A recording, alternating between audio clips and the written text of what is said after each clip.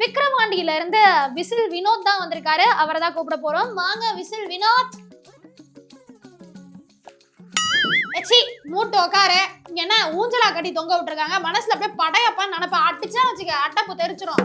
உட்கார. அடுத்து எங்க ஆட்சி தான் பாத்துக்கோங்க. உங்க ஆட்சி வரட்டும், அதுக்கப்புறம் பார்க்கலாம். மூடிக்கிட்டு கேக்குற கேள்விக்கு மட்டும் பதில சொல்லு. அப்பதான் பட்டத்தை கொடுப்பேன். சரியா?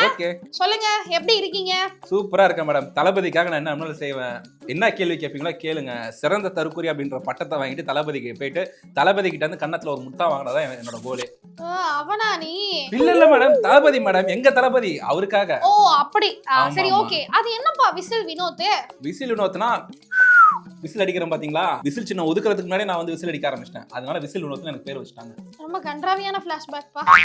சரி, எந்த தருணத்துல நீங்க ஒரு தற்கூரி அப்படின்றத உணர்ந்தீங்க? இல்ல மேடம், அஜய் சார் படனாலே ஃபர்ஸ்ட் டே ஃபர்ஸ்ட் ஷோவே பாத்துறோம் மேடம். இந்த போஸ்டர்ல 100 அடி அடிச்சாங்கன்னு வைங்க.